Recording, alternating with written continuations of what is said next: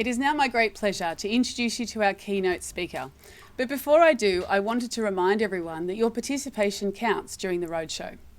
You will receive points for answering trivia questions and participating in sessions like this one, and meeting with our exhibitors throughout the day. You can find all the details, including the trivia questions to answer, after watching the Destination Spotlight videos by clicking on Win Points in the top right-hand corner of the screen. We would encourage you to ask questions throughout the Q&A function during the presentation, and can you believe it? They've actually given me some authority and power to award bonus points for creative questions, so put your thinking caps on. So it's now my pleasure to introduce StuAtkins, who will be presenting our keynote titled, Your Place in Digital, Disruption and the Future. Stu is a highly regarded presenter and trainer, having worked with thousands of businesses and professionals both in Australia and abroad. Stu's audiences include small business, groups of owners and large corporates. He appreciates the consumer landscape is changing fast and that customers are more savvy and demanding than ever. Not only that, but tech innovation is changing at an alarming rate, and marketing to a passive audience via social channels is as noisy as it's ever been. So how do we go about cutting through this noise? We look forward to enjoying Stu's presentation, of course. One that's highly entertaining, engaging, and one which will challenge your way of thinking, leaving you energised and excited, but perhaps also just a little bit scared. Thank you, Stu. Over to you. Hey, thanks very much, Rebecca, for that introduction. I hope I can do a little bit of that and hopefully some more. Ladies and gentlemen, welcome and thank you so much for taking the time to tune in to the presentation today. And I am delighted to join you at the Destination North Coast Reboot Roadshow, albeit virtually, which seems to be the way of the world at the moment. Today, I'm going to walk you through a digital journey of discovery from where we've been as analog consumers to today's digital consumer, and then tomorrow and beyond, from both an event and destination perspective, and also a general futuristic approach. So my job today is to better prepare you for what lies ahead. Now, the pace of change that we're experiencing today is the slowest that it will be for the rest of our lives. So just have a think about that. It's the slowest that it will be for the rest of our lives. And the last 6 months have been ridiculously hectic. So we're pivoting, we're launching out of isolation, we're creating a new normal, all of these things, which I'm going to endeavour to not use as catchphrases during my presentation. We're going to avoid the COVID word as much as we can for the next 45 minutes. So I'm walking with you along a journey of discovery. So let's start by perhaps giving your dog a bone or putting your children in a quiet room and giving them an iPad. I've got chickens and it's about egg laying time. So if they start carrying on, please forgive them for their rowdy behaviour and let's get stuck into it. So the first thing I'm going to do is share my screen. So I'm going to go from a little bigger to a little smaller. All right, so hopefully you can see that. All right, so we're going to take a look at how you've evolved as a digital consumer and then how your customers have as well. Expectations are evolving every day and are becoming higher and higher, which means that you need to change to align with those expectations. Now, key to success of businesses, irrespective of the product or service that you offer, is how you're now dependent on what strangers think about your experiences. So what's your online you look like? Now we're going to talk about experiences for your customers are now being dictated based on what they've experienced with other providers. That now becomes an expectation of you. And not only that, your customers want immediacy. So give me what I want when I want. They want complete transparency. They need a personalized and customized solution, and they want it straight away. Not a one-size-fits-all approach. Rather, hey, give me what I want right now, tell it how much it is, and then let me just receive my goods immediately.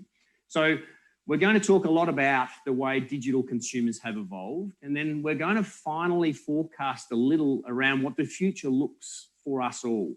So not just in the event space, the hospitality space, but across the board. So it is exciting. It's a little bit daunting, but hey, let's get stuck into it.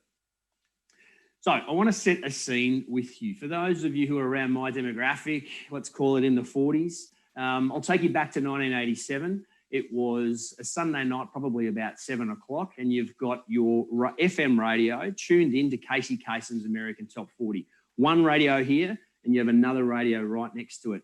And you're waiting for your song to come on. And as soon as it does, your fingers are going to smash the play and record button. But if Casey doesn't stop talking, or your sister or brother comes in, all hell will break loose. But what are you doing? You're getting your music on demand in an analog world. So now you've got your song on a cassette player, on a tape. You're going to pop it into your Sony bright yellow waterproof Walkman, and now you've got on-demand music. Now that evolved quite quickly to a higher level of quality, but still quite a cumbersome player of music in a Sony Discman. So if you're like me, you had a Discman also in your back pocket. You needed 16 AA batteries to power it. And if you walked with a limp, unfortunately, your music played that way as well. But now you've got on-demand, high-quality music in your back pocket. And then we fast forward to 2007. 7 million iPods were sold within the first 12 months.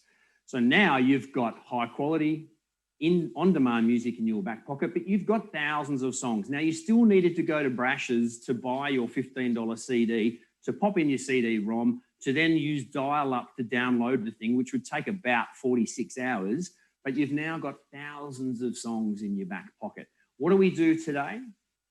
We stream our music on demand. So not only is it of the highest quality, it is immediate, it is available through car, pocket, home, Alexa, whatever the case may be. So you've now got the ability to stream digitally whatever you want, whenever you want. Revolutionized our experience, absolutely disrupted the music industry, and changed the way we consume music forever. Now, the reality is that's actually happened over a very short space of time. So we need to be aware that our consumers are now demanding a personalized, immediate experience. But disruption can happen very quickly. So we need to make sure that we're constantly evolving in this face of unending change. So meet your digital consumer. It's definitely changed the way we consume information. Mobile devices, apps, machine learning, automation, so much more now allows your customers to get what they want immediately at the moment that they need it most. And what's more, these new digital technologies have caused a shift in customer expectations, resulting in a new kind of modern behavior and a new type of digital buyer. So here she is, she's constantly connected. She's an app native. She's aware of what she can do with all of the technology. And because of the opportunities that rise from using this technology, customers now rate organizations on their digital customer experience first. So what does digital first mean? Well, it requires you to think and rethink how you interact with your customers, because most relevant for you today is to consider how you provide services to your customers based on their new expectations. Now, from a business to business perspective, being digital first means replacing cold calling and traditional marketing methods with social selling. So your customers are all completely active on social and professional media, and that's perhaps where you need to be. So instead of cold calling customers or waiting for them to follow up with you, you need to reach out to build a relationship online. You can educate them, and you can do this by sharing relevant content and expertise as a part of a solution to their problem. For your marketing teams, digital selling means reducing your spend on offline marketing activities such as direct mail and billboards and TV ads. Now your customers want and expect highly targeted messages, which can only really be achieved through a data-driven marketing strategy. So now you need to use digital channels to implement search engine marketing, account-based marketing, and email marketing strategies, along with aggressive marketing across social and professional channels. And finally, for the customer service teams, the customer service team no longer just expects the phone to ring, awaiting problems or concerns. It's now really a case of not being reactive, but about being proactive in the way you help your customers, because they use a wide range of channels to seek out your support. Social media, there's review sites, other forums and communities. They're all now a part of the customer service ecosystem. So even organisations today are using chatbots to really drill down and deliver fast and relevant customer service experience as quickly and as effectively as you would be able to via traditional means.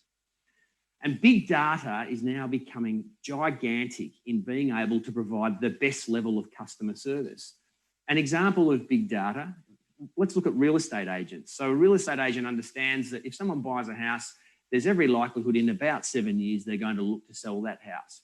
If you capture that data and use it effectively, you can remarket and re-contact that individual and say, hey, if you're looking for an evaluation, for example, maybe now's the time to reach out. Proactive customer service, proactive selling. This is the future. Now, we all know it can take a really big circle to turn a ship. So change takes time, but it cannot be a reason not to evolve. So here's a list of organisations in the US and how long it took them to move to a truly digital organisation. Now, some of the technical businesses, such as Microsoft, for example, they were well on the path. It didn't take them a long time. And of course, the growth of the value of their business would have been exponential. But key to this is to notice that even your traditional businesses like the bricks and mortar Target, for example, which has always been what I call an analog business, physical presence coming into the store, they've made the shift to be also a full digital organisation, and the value to their business is exceptional. It's huge. And now consumers will be expecting to be able to get a similar or better service by working online. So I guess the key to that is the results are significant and the brand will be established moving forward.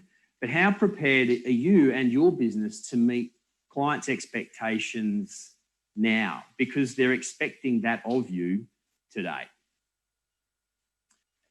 Now, today's buyer wants an organisation to treat them as an individual.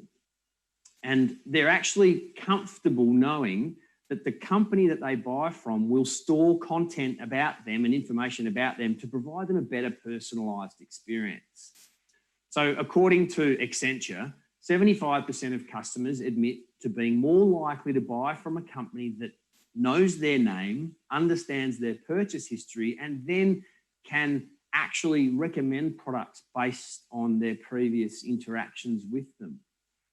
So when we think about the digital customer service and sales experience, 5 years ago, it was quite kind of carte blanche, right? You just bombard markets with a message, but now it really is, give me a personal experience based on what I want, what I need, and what I've done with you, and I will be far more likely to buy from you.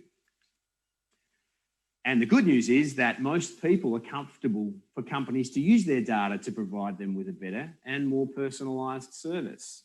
So the question for you today is, how do you manage your customers' data to provide them with an experience that they absolutely demand of you? So data is only ones and zeros, right? Unless you actually process it and analyse that content. And even the simplest process, for example, of sending a mass email to your database and then personalising the dear field will use this data to make a more personalised experience, and your customers and prospects will more likely respond favourably. Or, for example, retargeting website visitors, or simply connecting your CRM to your mobile phone, and when a call comes through, you answer it by using their name. Now, data is only as good as what you do with it, really. So regardless of your business size, shape, industry, you need to have a digital database, a customer database that's in the cloud, shareable with your team, completely malleable, really smart and flexible.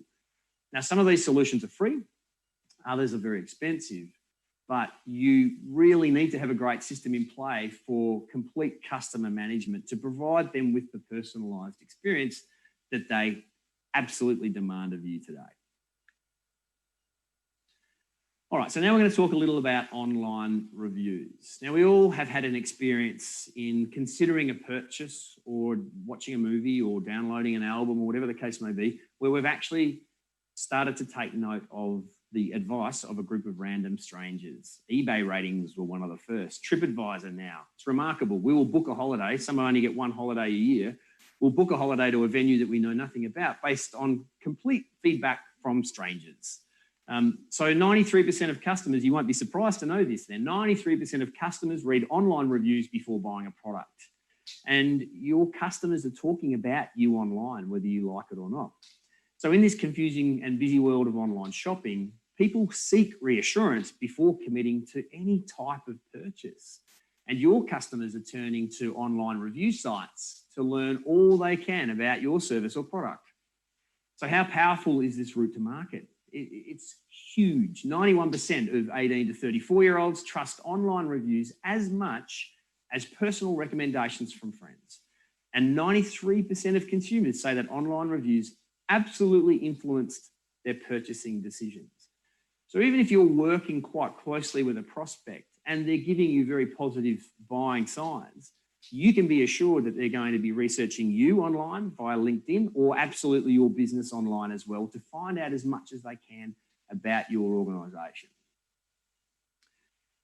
And of course, bad reviews. Now, historically, every organisation has concerned themselves with bad reviews, and rightly so. So 3.3 is the minimum star rating of a business that consumers would engage with. And only 13% of consumers will consider using a business that has a 1 or 2 star rating. And another important stat, 94% say an online review has convinced them to actually avoid a business. 4 out of 5 consumers have changed their mind about a recommended purchase after they see negative reviews online. But there's absolutely no doubt that negative feedback can actually harm your brand. But to throw a little spanner into the works, just think about this contentious point as well. 85% of consumers will actually look for a negative review in order to make an informed purchasing decision. So don't strive for 5-star perfection with your reviews, but understand that someone might be looking to buy something from you and will look for negativity to simply understand what worst case scenario is. So think about that. It's, well, if I do buy from them, I understand they might not be perfect, but what's the worst thing that I can imagine happening? So that's giving them far more insight as to your business and giving them a level of comfort. So be aware that some form of negativity is kind of real and shows some transparency, and some consumers will look for that. But overall, if you've got terrible reviews, you need to start changing your processes to fix that very quickly. So events are going to change. In fact, they already have. Here I am virtually coming to you today. It's not quite the same. Remember the times where we could hang out together, close, kind of like this? Well, our events are less likely to look like this. And now, with the rise of virtual meetings, fortunately or unfortunately, they're going to start looking a little more like this.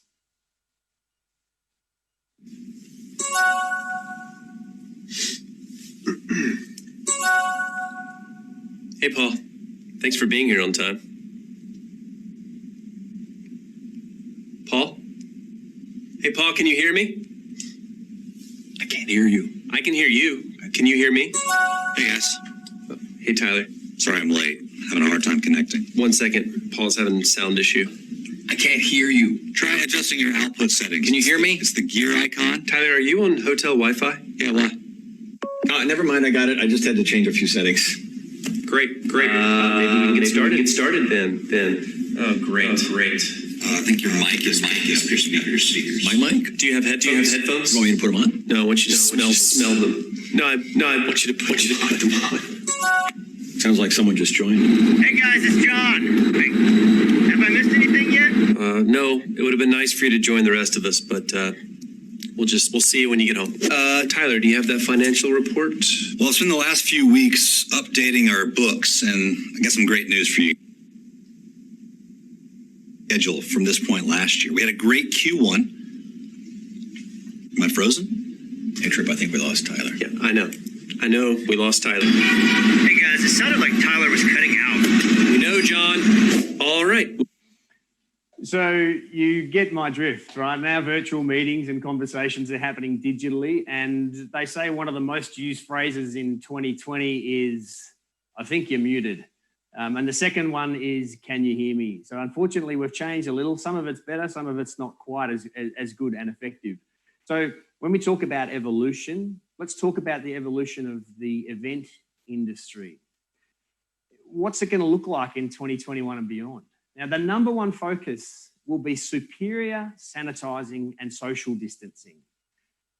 Touching lanyards, queuing for food and bathrooms, sitting next to each other or mingling, all of those things may well be something that we won't see for quite some time. Masks are likely to be something that we have to wear internally for the foreseeable future.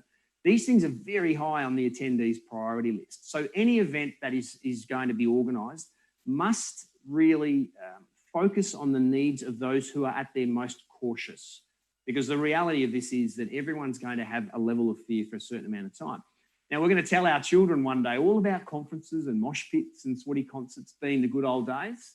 But today, it's very different. So let's take a deeper look into some of the event trends, ideas, and a couple of predictions to make your 2021 and beyond just a little clearer. Now, I love this. This is a concept of a traffic light system. So as you attend an event, you can share with the group of people that you're mingling with how comfortable you are at being social with people. So you've got the red saying, please stay away. You've got the yellow saying, I'm kind of confident. And you've got the green saying, hey, come over for a hug, which is not likely to happen anytime soon. But a really smart way to make people aware that it's a conscious effort on your part to keep people safe, but doing so in a humorous way, I think, is fantastic. And participant show bags are going to look very different. So no more stress balls and papers and pens. It's all about safety, distancing, sanitizing. And, you know, you can even make it a little bit funny by adding a 1.5 meter tape measure so you can kind of prod the person next to you that's getting a little bit close. But sponsorship opportunities will arise from this as well. But really, the most important thing is to keep focusing on that message of safety, health and safety, keeping your attendees safe. And what's the greatest thing that coronavirus has brought to the event industry? From a participant's perspective, at the very least, it's the end of the bain-marie. Catering is going to be different, right? People are going to pre-order their meals, their preferences, and have them delivered to where they are. Or people will be divided into sections and delivered based on the colour of your lanyard. Will there even be lanyards? Who knows? But you know, we have to be aware now that the catering aspect of conferences is a highly contentious and infectious, potentially, area. So venues will need to be, and catering companies will need to be so aware of being able to provide a great experience with food, but doing so incredibly safely. But the good news is no more warm, lumpy bain-marie food. So measuring success is really evolving as well. Now, in the past, companies used to siphon feedback into three main channels. The first one was the customer experience, and then the employee experience and the user experience. But today's successful businesses are focusing on what's called total experience. So we need to consider how we're remotely managing staff, customers, and internal and external stakeholders to bring all of that content together to give us an overall satisfaction measure. So measuring the success of an event by key stakeholders' feedback without assessing, for example, the attendees or the speakers or even the company that put on the event will give you an inaccurate view of the total user, customer, supplier experience. So the moral of this slide is really to embed a process of incorporating everyone's feedback into that measure of success for your business. Now, another trend that we'll see in events and in general interactions socially and professionally is to utilize data to determine how people are behaving based on your needs. So for example, facial recognition can determine if an attendee is wearing appropriate face mask coverings. There could be sensors in the bathroom determining if hands are being correctly washed, and a very subtle alarm could go off if someone walks past the hand sanitizing station and doesn't use it. The ability to use technology to just reinforce requirements and make sure full compliance is now going to be used more than ever. Now, I like to call this curated networking. So most networking at conferences in the past was kind of opportunistic at best. You might bump into someone in the lunch line or sit next to them in the auditorium. The rise of social distancing and limiting that contact is giving way to a smarter, more curated relationship and introduction at conferences. And it can be done physically, but it can also be done virtually. Now, virtually, it's incredibly important for the attendees to feel like they're there and to be able to associate and connect socially with other attendees. But by using a curated approach, you can enter in your criteria as to who you'd like to connect with, and then you will be matched with people, kind of like Tinder, but a whole lot more above board than the dating apps that are around at the moment. But to have a curated experience means that you're going to completely engage with the right relevant people based on your needs. And remotely, there's nothing more important to build connection with an event than to be able to connect with people who are virtually or physically there. Now, we all understand the shift to working from home. So for events, 2020 is so different to 2021 in terms of having people already ready and comfortable with the virtual aspect. So research suggests in Australia, we're going to be spending on average 40% more time working from home post-2020. And the good news is all of your attendees are going to know how to video conference. They're going to have all the systems and processes set up at home so that they can have an excellent experience. They'll have good Wi-Fi and headphones and cameras and the likes. So we understand the system, so therefore we can understand how to participate more effectively, which is really important. So you need to assume now that the majority of your attendees will actually know exactly how to do what you're asking them to do. But we all want to be able to feel like we're involved and can participate, and also have the ability to consume the information that we need throughout any event or conference. And multi-use apps are now more important than ever. These have been around a while, as we know, but again, from a virtual perspective and physically, you don't want to switch off your phone. You want to have the ability to multi-screen, to do a quick bit of research on one of the speaker's topics, to connect with the person who's sitting next to you in the auditorium or at the table and invite them on LinkedIn or whatever the case may be, asking questions, sharing content on social media, finding out when the next event is. You must have a multi-app approach, but don't just simply leave that for the people who are physically there. It's as important for those who are sitting at home wondering what's coming up next.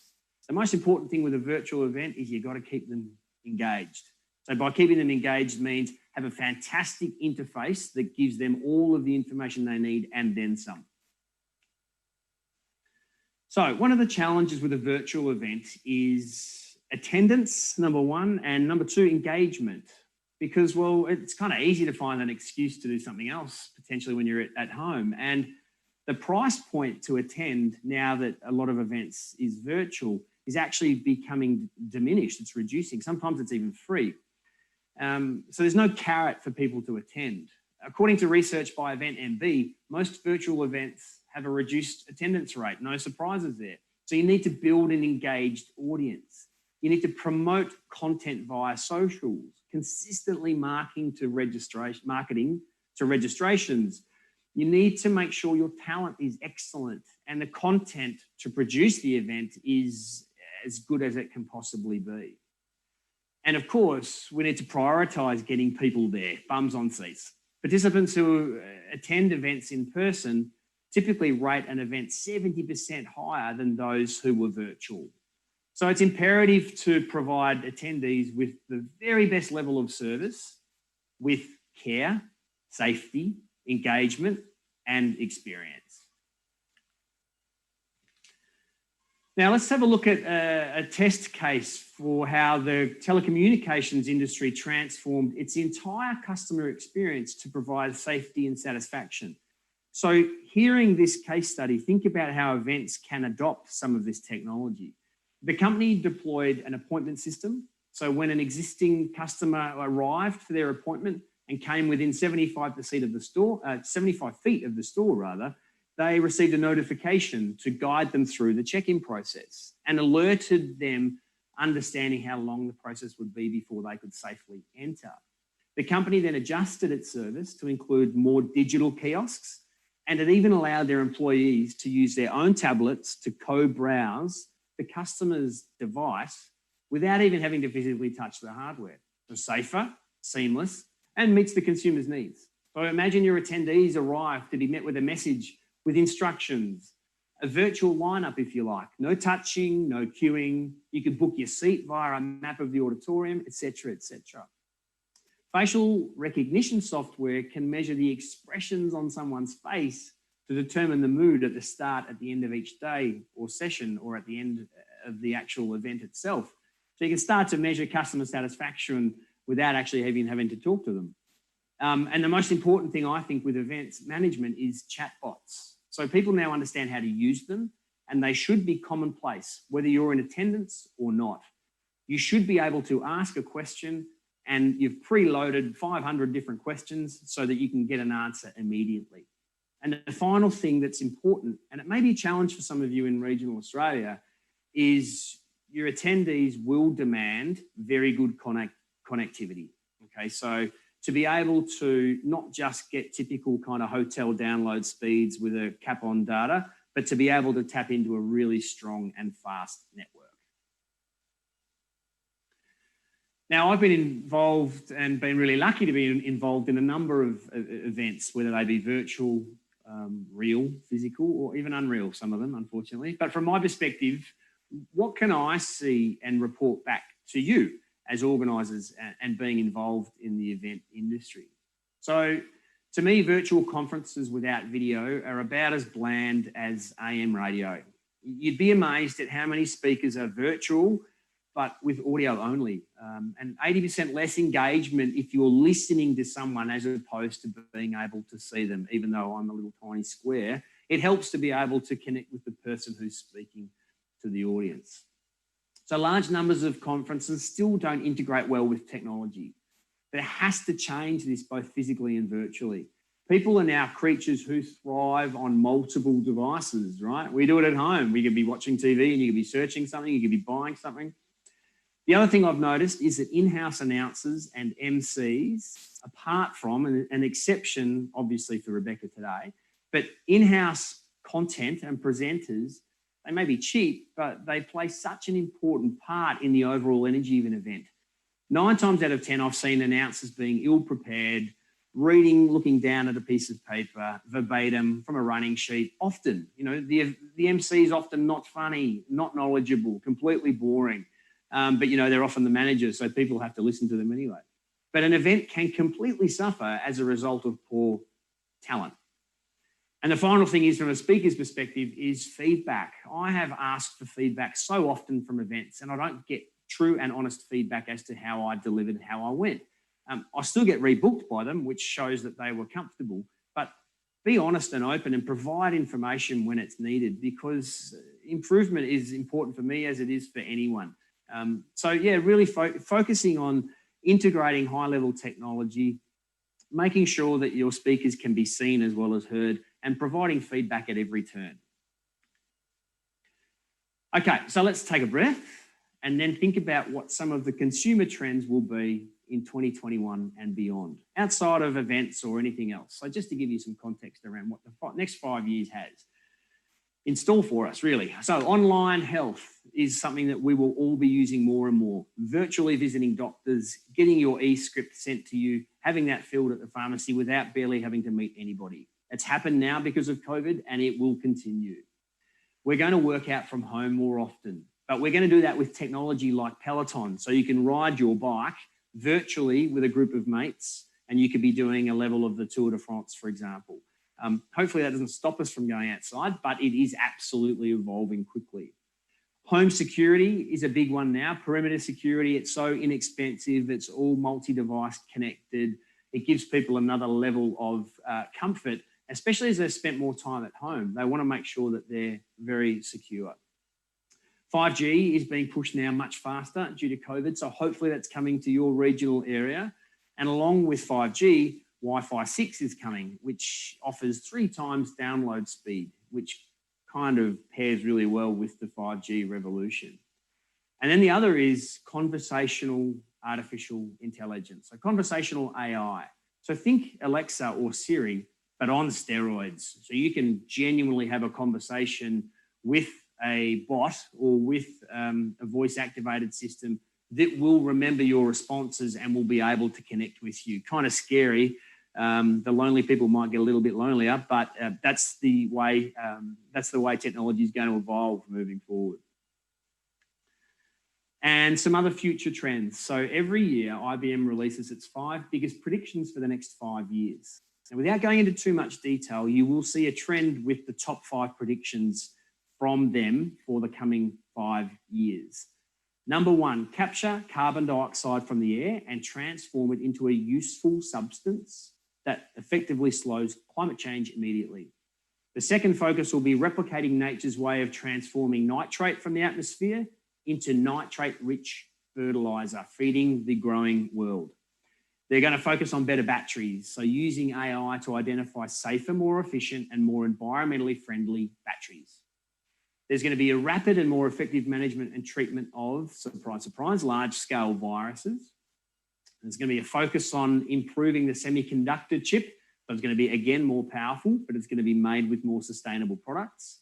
So you can see that there's a very strong theme of sustainability in these predictions for the next 5 years. So as businesses and provider of products and services, it's imperative to understand our drive to be more environmentally conscious and therefore work this into your own operation. So for example, if you're promoting a virtual event because of coronavirus, promote it as one of Australia's most environmentally friendly conferences and give something back to the environment. There is a way to capitalise on this, but obviously being aware that people are absolutely very much focused on what organisations are doing to help our environment.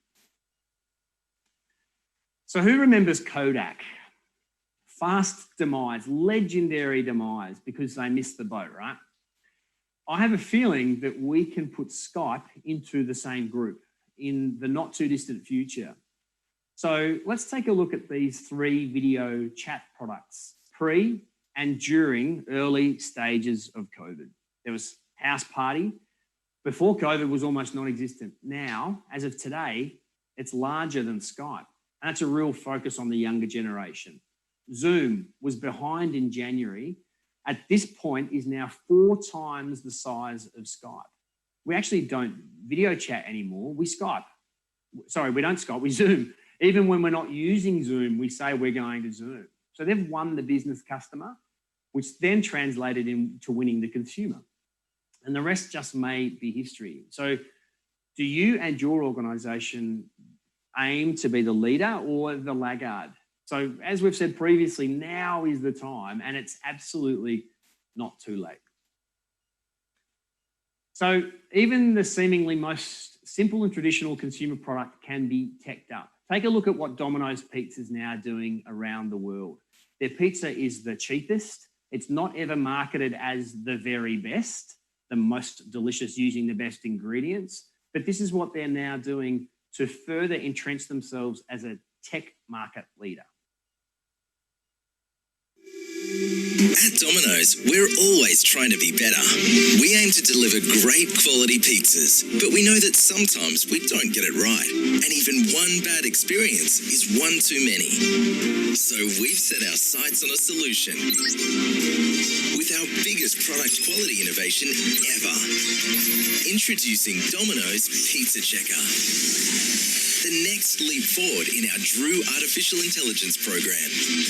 Pizza Checker is an electronic eye that will soon be above every Domino's cutting bench in the country. It instantly checks the quality of every pizza we make, then displays it online for every customer to see. Pizza Checker verifies pizza type, correct toppings, topping distribution, crust type, and temperature.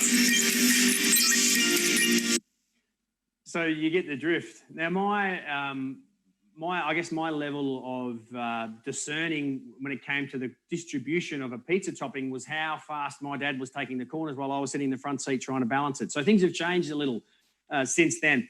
The next video, which I will skip past because we're running a little short of time, is to show now that in New Zealand, they are actually genuinely delivering Domino's pizzas via drone. So you can stand in your front garden and you can see the drone coming in. You can follow it via GPS and there is your piping hot pizza delivered straight to your front door. So even the simplest, most, I guess the most simplest consumer product that we've ever bought is pizzas is now being teched up. And so therefore, the expectation of buying a pizza from Domino's will then evolve into a high expectation from any other pizza supplier in the world.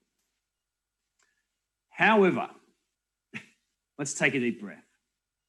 I'd like you today to remember one very important thing, and there has never been a more important time to connect.